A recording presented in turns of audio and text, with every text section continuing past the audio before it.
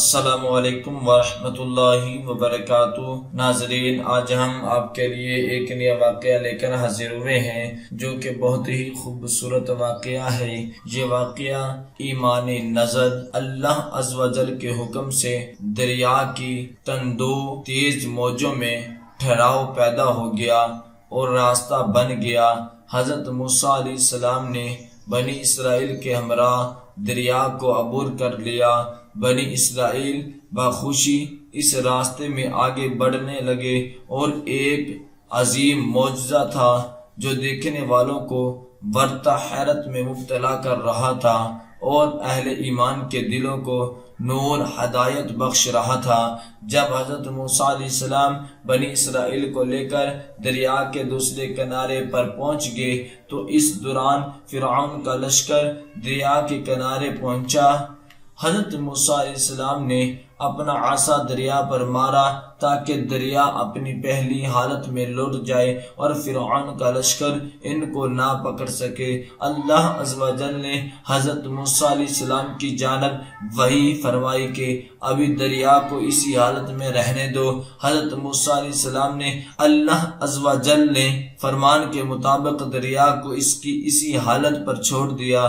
فرعون اور اس کے لشکری بھی اس خشک راستے پر اتر گئے اور پھر اس سرکش نے عجیب و غریب منظر دیکھا، حالانکہ حقیقت اس سے پہلے بھی اس پر آشکار ہو چکی تھی۔ فرعون نے اپنے گھوڑے کی باگیں کھینچی مگر وہ آگے نہ بڑھا۔ فرعون پریشان ہوا کہ وہ کیوں ان کے پیچھے آیا، مگر اب سوائے ندامت کے کچھ باقی نہ تھا۔ فرعون نے ایسے وقت میں بھی اپنے لشکریوں کو اپنی مضبوطی یوں دکھائی اور اسے اس بات پر اس کی گندی ذہنیت نے ابار۔ اس نے اپنے لشکریوں سے کہا کہ یہ دریا میرے لیے سمٹ گیا ہے تاکہ میں اپنے ملک سے بھاگنے والے غلاموں کو پکڑ سکوں اور انہیں اپنی گرفت میں لے کر ان پر ظلم و ستم کروں کہ انہوں نے میرے ملک سے فرار کیوں اختیار کی۔ ساتھ ہی ساتھ فرعون ان کے پیچھے جانے کے خوف کو دل میں چھپا رہا تھا اور چاہتا تھا کہ کسی طرح اس سے نجات مل جائے۔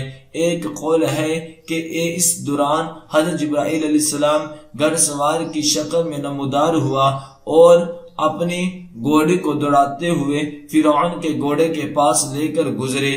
فرعون کا گھوڑا نہانے لگا۔ حضرت جبرائیل علیہ السلام نے اپنی گھوڑی کو دریا میں ڈال دیا۔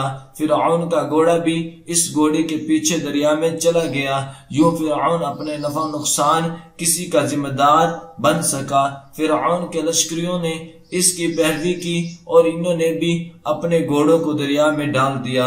جب سارا لشکر دریا میں چلا گیا تو اللہ عز و جل نے حضرت موسیٰ علیہ السلام کو حکم دیا کہ وہ اپنا عصا دریا پر مارے۔ حضرت موسیٰ علیہ السلام نے اپنا عصا دریا پر مارا تو ساکن دریا ایک مرتبہ پھر بچھڑ گیا اور فرعون اپنے لشکر سمیت اس میں غرق ہو گیا۔ دعا ہے کہ اللہ تبارک و تعالی ہم سب کو ان کلمات پر عمل کرنے کی توفیق عطا فرمائے۔ صدق اللہ العظیم۔